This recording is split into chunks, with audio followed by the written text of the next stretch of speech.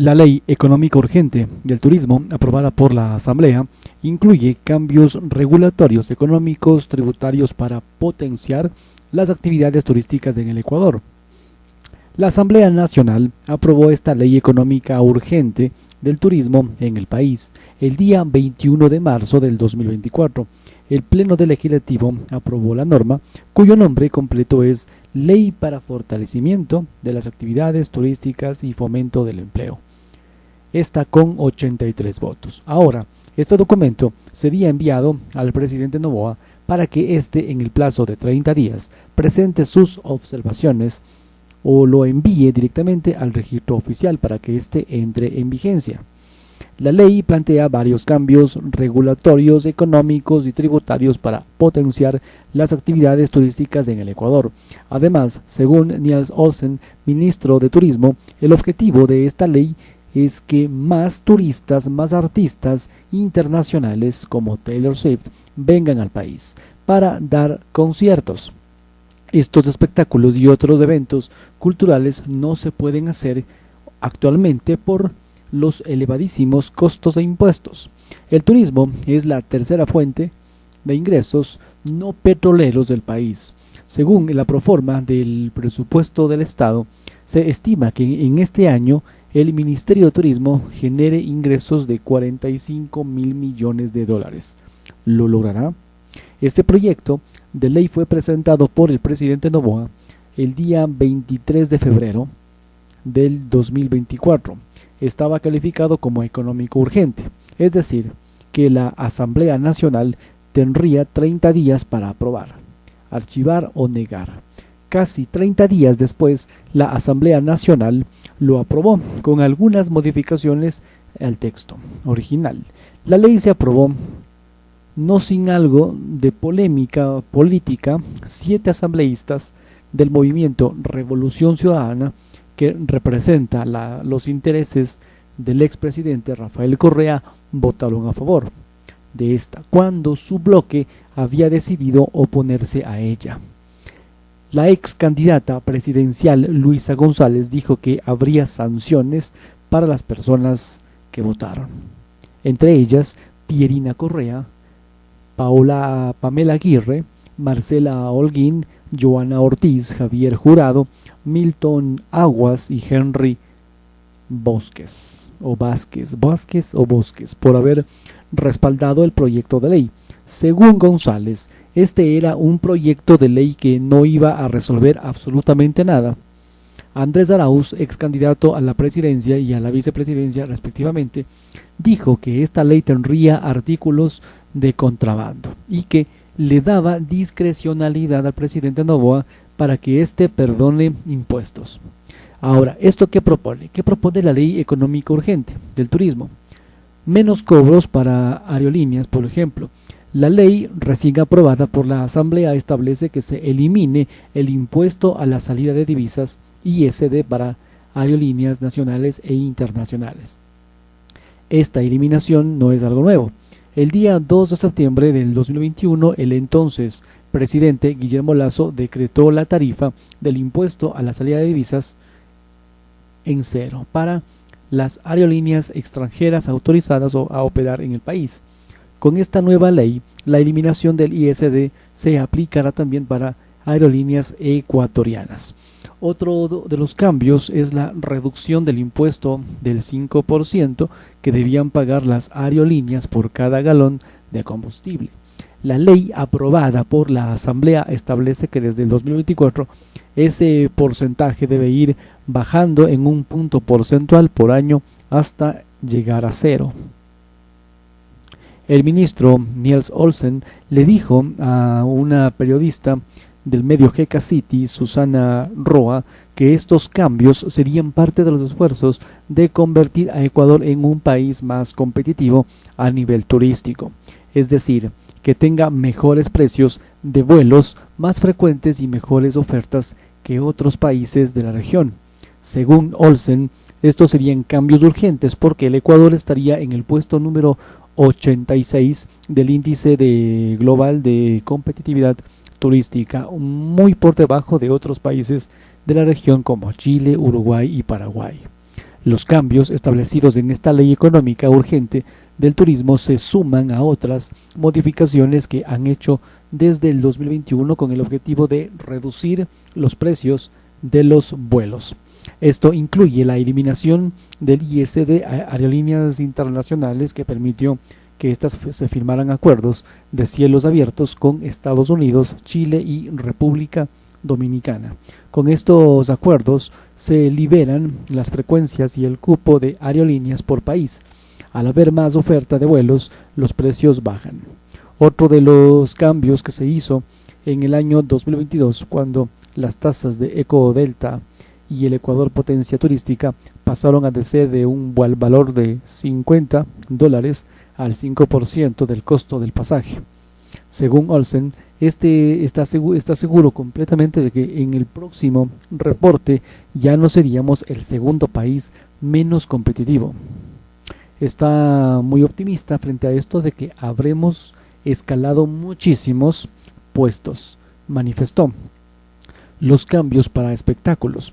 El ministro, frente a esto, dijo a Susana, periodista de GK City, que es necesario hacer varias acciones para generar la confianza de los organizadores de eventos culturales y turísticos internacionales. Según él, el objetivo es que estos eventos se hagan en el país y esto genere ingresos para hoteles, restaurantes y otros prestadores de servicios turísticos. Sin embargo, este crecimiento no es posible con la ley vigente.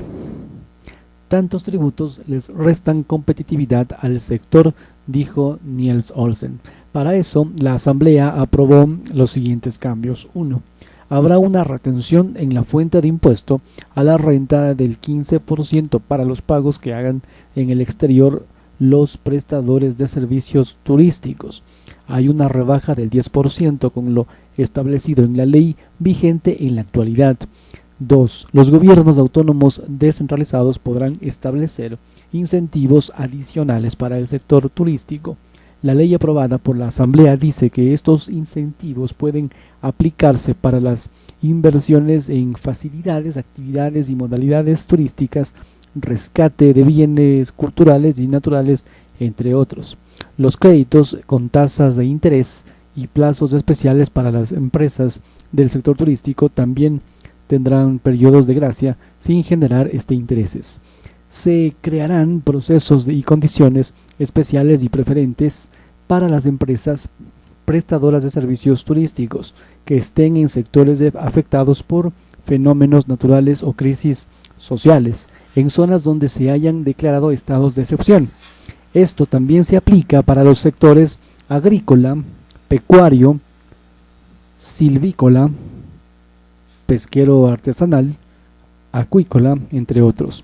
Otros cambios por ahí de la ley de turismo es la creación del Fondo de Desarrollo Turístico del Ecuador para financiar la ejecución de actividades, programas y proyectos de promoción, competitividad y desarrollo turístico en el Ecuador. Este fondo se abastecería con el dinero recaudado por las tasas Ecodelta y Ecuador Potencia Turística. Estos valores ya debían ser destinados para la promoción turística, pero el ministro dice que no existía la figura legal para que estos fondos fueran ahí. Se estima que esto permitirá que el Ecuador pase progresivamente de tener apenas $7 millones para la promoción turística del país. 2. En los feriados nacionales o locales, el presidente de la República puede reducir el IVA al 8% para actividades turísticas, y esta medida se aplicaría solamente para los días sábados y domingos que preceden o siguen a los feriados, sin superar cada año 12 días en total en los que se reduzca el IVA. 3. Durante la vigencia del conflicto armado interno, entre comillas, el presidente, de manera extraordinaria y temporal, podrá reducir o eliminarse intereses, multas o recargos de obligaciones tributarias generadas de este periodo. Las reacciones frente a esta aprobación: el presidente Daniel Noboa ha publicado un video en su cuenta X, antes Twitter, en el que dice que esta ley le va a dar empleo a muchas personas jóvenes y reactivar la economía en zonas que hoy en día tanto lo necesitan. Agradeció a la sociedad civil por impulsar a los asambleístas para que voten en favor de ella.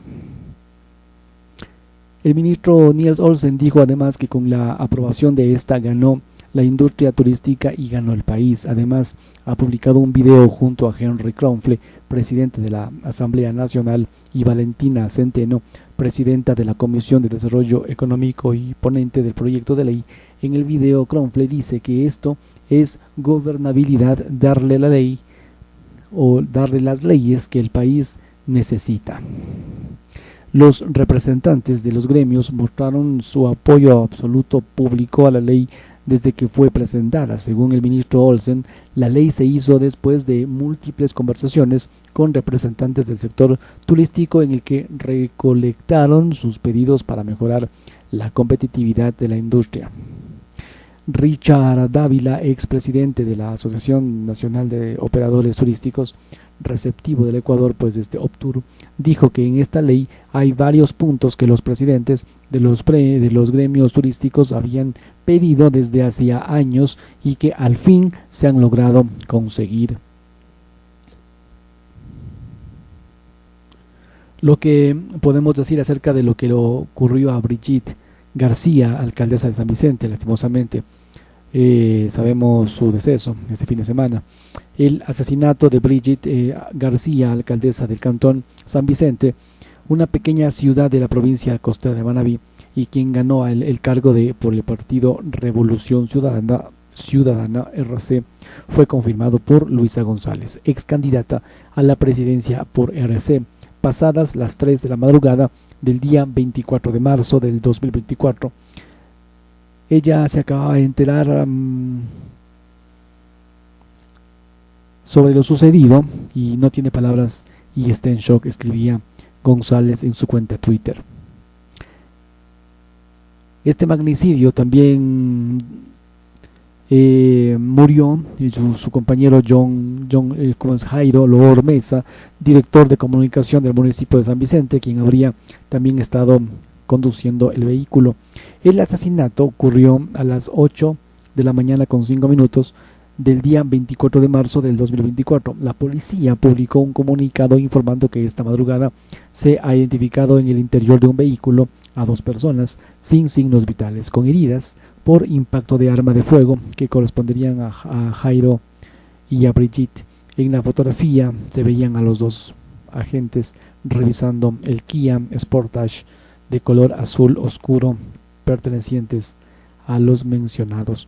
El comunicado también dice que unidades especiales de la policía buscaban establecer la modalidad y móvil de este hecho. El carro y los cuerpos de Brigitte García y Jairo Loor fueron encontrados en la playa esta conocida como Punta Napo del cantón San Vicente, en la provincia de Manabí, que se ha convertido pues en uno de los centros de operaciones del narcotráfico en el Ecuador.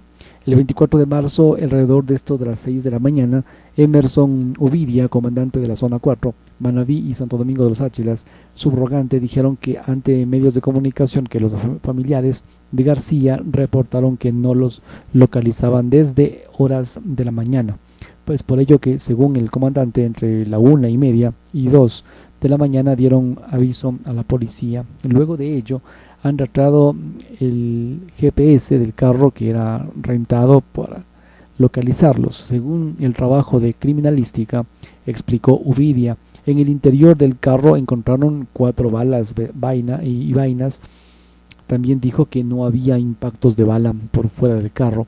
Según el reporte policial, los objetos de García y Loor estaban en el lugar, en el carro, por lo que se descarta robo como móvil del crimen.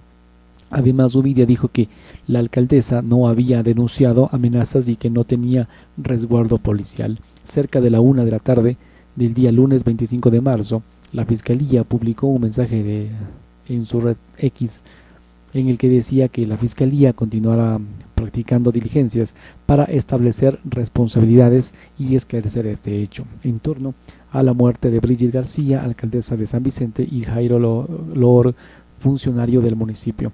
En el mensaje también decía que hasta el momento no había detenidos por este caso. Este es el único pronunciamiento que la Fiscalía ha hecho al respecto. El día anterior, pasada la 1 de la tarde, el Ministerio de Gobierno había posteado un comunicado en su cuenta X donde decía que los ministerios de Gobierno y Interior repudiaban y condenaban estas acciones criminales que privó de la vida a Brigitte García, alcaldesa del municipio de San Vicente, y Jairo Lor, director de comunicación de esta dependencia. En el comunicado se solidarizaba con los familiares de ambos funcionarios y reafirmaban el compromiso de hacer toda la fuerza de Estado para no dejar estos crímenes impunes. También dice que están trabajándose en coordinación con Fiscalía y han dispuesto a la policía que realizasen todas las acciones que garantizasen inmediatez en la investigación a fin de dar con los autores de este y además materiales, tanto intelectuales como materiales. A su vez, el presidente Noboa, en la tarde del 25 de marzo, en la ceremonia de entrega de un avión C-130 Hércules estadounidense a las Fuerzas Armadas ecuatorianas, dijo que este hecho a Brigitte García y a Jairo Lor daba una alerta muy clara de información de que hay narcoterrorismo todavía existente en las instituciones públicas. Ahora bien, ¿quién es Brigitte García?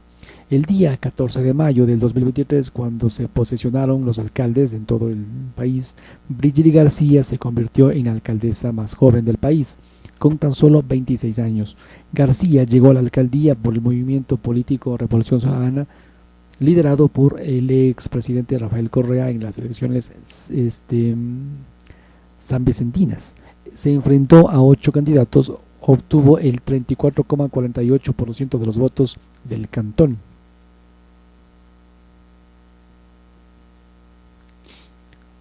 Originaria de Canoa, una idílica comunidad turística y pesquera artesanal del cantón San Vicente en la provincia Manabí, García fue la mayor de 4 hermanos. Brigitte García se graduó como enfermera, luego ella incursionó en la política con Revolución Ciudadana. En su última publicación en X, fue el día 21 de marzo, dijo que se había reunido con el Banco de Desarrollo del Ecuador, BID, para llevar agua al cantón San Vicente. Está catalogada como una de las ciudades donde el acceso al agua potable y la calidad del servicio es superior al 50%, pero inferior al 70%, lo que esto le pondría por debajo del promedio nacional, de acuerdo a la Agencia de Regulación y Control del Agua. Violencia sin precedentes.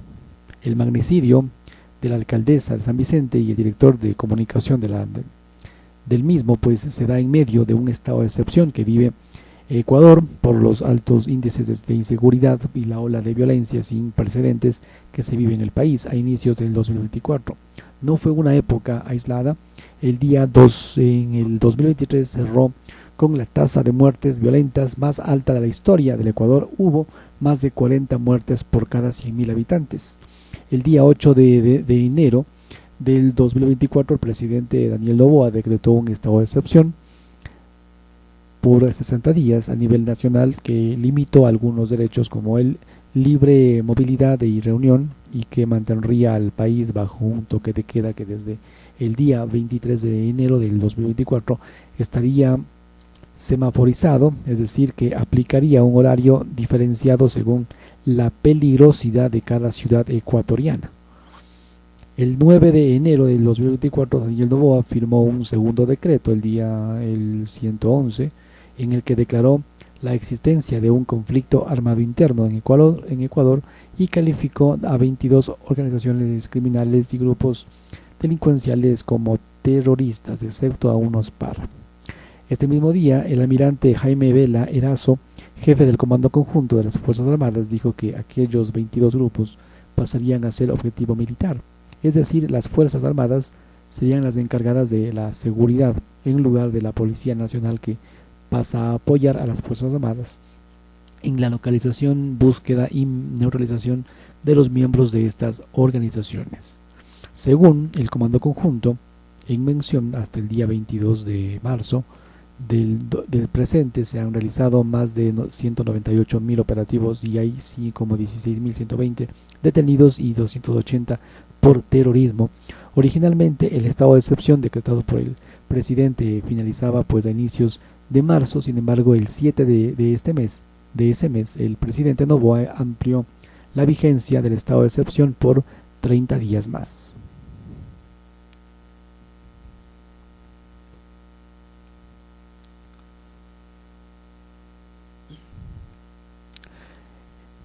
Bueno, estas serían las transcripciones del caso Encuentro.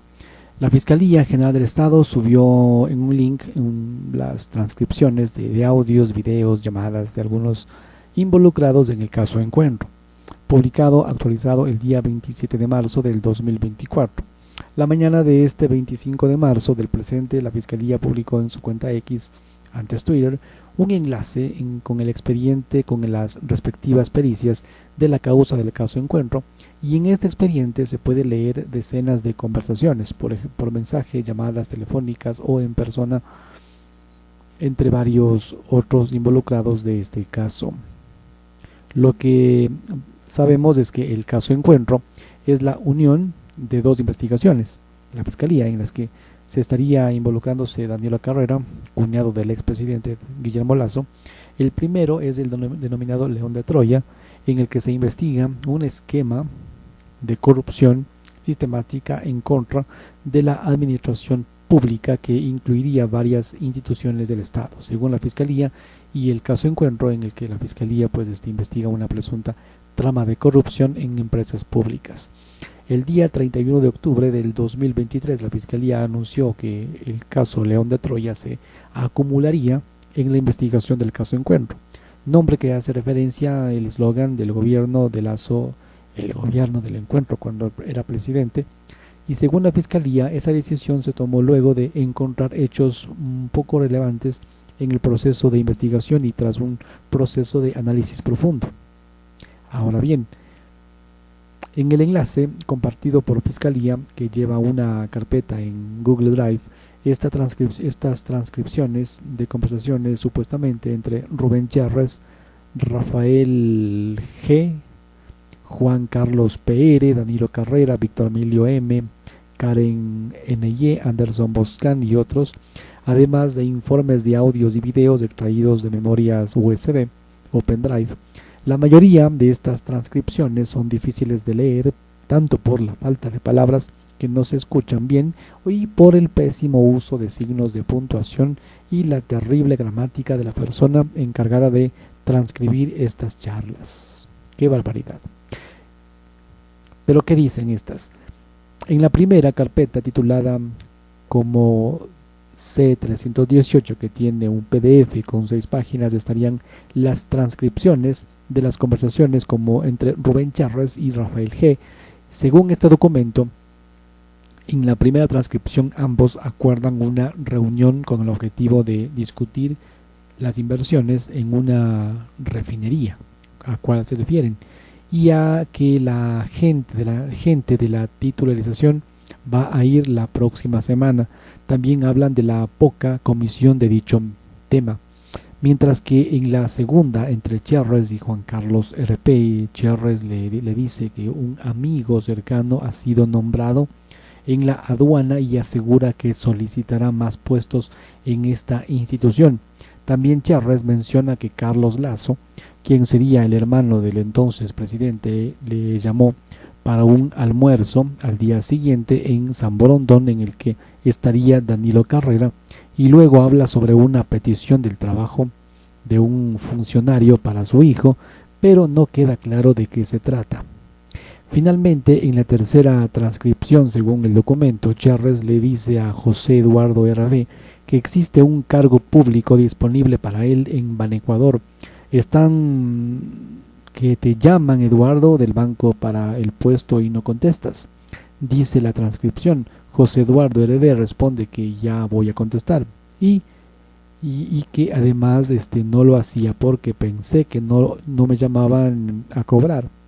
Bueno, en la segunda carpeta, titulada C323, que tiene un PDF con 18 páginas, están las transcripciones entre Rubén Cherres, Juan Carlos de PR y Danilo Carrera y otras personas.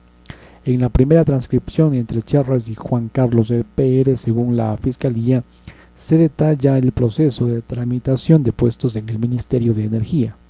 En esta, pues Charres habla sobre la petición de Naranjo de un puesto, y Charres dice que el chico Naranjo se quedó con un carro de Gilberto, a lo que Juan Carlos PR responde que Gilberto le dijo que ese man era pues medio tránfugo. Luego habría una transcripción cortada en la que Charres le diría a Juan Carlos PR que el siguiente día va a hablar con Carlos Lazo, hermano de Guillermo, para decirle: Carlitos, esto está pasando en el ministerio. Se habló con Danilo para que hablen con Guillermo, mano y sepa pues qué es lo que está pasando. En la segunda transcripción entre ambos hablan sobre los costos del ascenso en la aduana. Están pidiendo 20 millones de dólares, esto dice Juan Carlos PR. También menciona que hay un coronel, un tal Arauz, que quieren posesionarlo y que esta guada no es barata. Por eso él piensa que Monje se estaría haciendo el loco, pues este coronel es el que iba a manejar todas las huevadas más heavies, y luego Charles le diría que ya no quería saber nada de eso. La siguiente conversación entre ambos, que data entre julio del 2021, habla sobre que le digan a Danilo sobre las posibilidades que les dé una cita para reunirse con Guillermo para hablar de frente con el tema del petróleo, porque el Ministerio de Hidrocarburos los ha tratado muy mal a estos manes. Luego se habla sobre que Guillermo no sabe de nada y mencionan más adelante a Iván Correa y a Aparicio Caicedo diciendo que el gobierno no tendría un operador político para informarle de todo lo que está pasando. En la tercera transcripción entre Charres y el denominado Cheche o Pato hablan sobre ya tendrían personas colocadas en cargos públicos en la aduana, CNEL y otras empresas estratégicas, según la Fiscalía. En la conversación, Charres le cuenta a Cheche, que habla con Danilo sobre que Patricio Gales necesitaba un trabajo en el ministerio y que necesitaba que Danilo, en caso de que haya un remesón pues y lo quieran sacar, él diga: el señor es mi amigo y nadie lo va a sacar a él. Luego conversaban sobre una reunión que tendrán.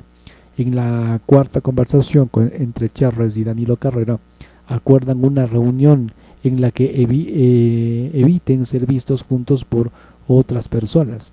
En otra conversación en julio del 2021, Charres le diría a Danilo Carrera que su amigo, el general Víctor Arauz, le iba a llamar a agradecer y le diría o le dictaría el número del teléfono de Arauz. En otra conversación, el día 2 de julio, Charres le diría a Carrera que Peter Gretzel, empresario deportivo que es mencionado acá en estos chats del caso León de Troya, le llamaría a decirle que Abdalá lo había llamado para que le diera tu número, que quería pues hablar contigo un tema personal, a lo que había contestado que ya no tendrían el número y que iba a ver cómo lo conseguiría. También le habría pedido a Charres que le pregunte a Carrera si es que le podía dar un número, a lo que éste responde que no. Finalmente, en la quinta transcripción entre Charres y Amor, quien sería su pareja sentimental en ese momento, pues tendría un desacuerdo con las actividades de Rubén Charres y discuten, según la Fiscalía, sobre un cargo en la aduana para uno de sus familiares. Más grupos de transcripciones. El enlace también contendría informes de audios y videos extraídos de memorias USB, además de capturas de pantalla de cámaras de seguridad donde se ve a varias personas reunidas. La primera de ellas estaría en la tercera carpeta titulada C331, que tendría un PDF de 19 páginas en el primer informe, donde se vería fotografías de una sala con sillones azules y un hombre de pie. Según la Fiscalía, el hombre habla sobre una declaración que habría rendido Cristian Zurita sobre una investigación de la Fiscalía, y también habría sobre impases entre Jordán y Villavicencio, Cortázar y Naim M. En el segundo informe se vería a 4 personas hablando por ahí, según la fiscalía, sobre Cherres y el albanés. Uno de los hombres que se ve en la carpeta de pantalla de la grabación habría dicho: oye pana, el albanés, él es el socio de Cherres.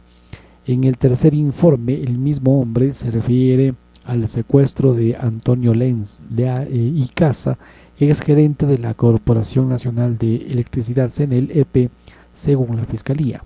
En este cuarto informe, el mismo hombre se refiere a Roberto B., Danilo C. y Cortázar. También diría que le preocuparía el problema del secuestro de Antonio e indica que Cortázar ya estaría con los albaneses, entonces se volvería peligroso como Salcedo. En el quinto informe, un tercer hombre menciona a Hernán Luque y el gran padrino, Danilo Carrera, y habla sobre extradición. También, según la fiscalía, el primer hombre señala que Jorge O. y Julio L. lo llamarían para pedirle ayuda. En el sexto informe, esta misma persona habla sobre una empresa que presta servicios al sector hidroeléctrico. En el séptimo informe, un segundo hombre habla sobre personas que estarían vinculadas a empresas públicas del sector eléctrico. En el octavo, la misma persona habla sobre personas relacionadas a CNLP y CELEC-EP. Finalmente, en el noveno y último informe del PDF, las 5 personas hablan sobre ICASA, pagos y contratistas.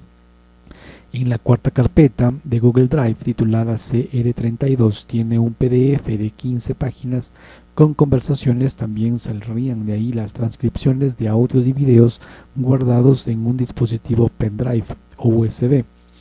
En la primera transcripción, de 2 hombres hablan sobre temas en los que mencionan a Orbe, Leonardo Cortázar, Sánchez, Hernán Luque y Anderson Bocán, el del portal digital La Posta. En la segunda hablan sobre Jorge y Leonardo Cortázar, mientras que en la tercera una mujer hace alusión a Messi y un hombre habla sobre un impasse con Jorge. ¿De qué estarían hablando? De fútbol. Según el diálogo, el hombre estaría en el momento del impasse porque le llevaba a Rubén Cherres de testigo. En la cuarta conversación, 2 hombres hablaban sobre Jorge, Rubén Cherres, Hernán Luque y Leonardo Cortázar. En la quinta, 2 hombres y una mujer hablan sobre la investigación del gran padrino, denominada pues así por tratarse de Danilo Carrera, cuñado del ex presidente Guillermo Lasso. En la sexta y última conversación del PDF, un hombre habla sobre Rubén Cherres. La quinta carpeta, titulada C334, pertenece a un PDF de 20 páginas en las que hay varias conversaciones entre varias personas. Entre ellas, presumiblemente, estarían los periodistas Anderson Boscan y Mónica Palacios de La Posta y el empresario Naim Nassou, vinculado al caso. Este grupo de transcripciones pertenece a las conversaciones que se obtuvieron a través de una memoria USB. En la primera de las conversaciones intervienen 5 hombres y 4 mujeres. Entre ellos hablan temas relacionados con Naim Nassou, Guillermo Lasso, Javier Jordán, Rubén Cherres, Danilo Carrera y los albaneses, en un ambiente un poco de camaradería, o sea, de panas. Para la segunda conversación solamente habrían 5 personas y en un punto quien se supone que sería Anderson Boscan dice que no está de visita, sino más bien que está buscando financiamiento. También se habla de que la vida de Rubén Cherres corre peligro por llevarse millones de dólares de los albaneses y no devolverlos. Una voz por ahí que respondería posiblemente a la de Nassou hace referencia a que ha aumentado su seguridad por temor a que le quieran poner cocaína entre sus cosas. En la conversación pues se habla también de una posible existencia de un video de Danilo Carrera, que estaría tratándose de buscar uno en el que presumiblemente aparecería una menor de edad, y es evidente, obvio, que su publicación sería peligrosa, tal como lo dice la voz de quien sería pues el periodista. Dice textualmente: desde de vida y muerte, si el man viene y amenaza de muerte, digo, hijo, antes de morirme, mejor me da un infarto. En la siguiente conversación, pues 8 personas hablan sobre cómo se había conseguido que el empresario Leonardo Cortázar revelara algunos de los manejos corruptos dentro de las empresas del Estado. Para la cuarta conversación transcrita, 3 personas conversan sobre la relación que hay entre Hernán Luque, Rubén Cherres y Danilo Carrera, y en un punto de estas charlas pues se dice que claro que sí, se le llega a Danilo, lo llega al presidente. Dice, claro, es que si es que le llega a Danilo, lo llega al presidente. El sexto documento, que el título C335, con 11 páginas en una primera conversación, intervienen 2 personas que hablan de Tony, presuntamente Drayan Odritanjica, líder de la organización albanesa, del turco Masú, de un supuesto pago a un periodista y de un contacto constante entre Hernán Luque y Masú. En la segunda conversación transcrita de este documento se hace mención a un acuerdo comercial con la CNT, Corporación Nacional de Telecomunicaciones, y una oferta técnica a la Agencia Nacional de Tránsito, ANT. Tan solo 3 páginas son las que forman parte de este último documento titulado C92, que involucra las conversaciones entre los usuarios, tal con el nombre de Antonio, con Víctor Emilio Molina, Siccho, y otra con la usuaria Karen Noblecilla. En la primera, Molina Siccho pues le pide a tal número 593-9949950875 que lo ayude con algo para su ahijada con formación en trabajo social y talento humano, en el que le pide que le envíe una hoja de vida. Con Noblecilla, pues que trata de primo al tal Antonio, la conversación pues pasa por el envío de que ella le hace de la hoja de vida de Juan Carlos Medina. Colorín colorado. Hasta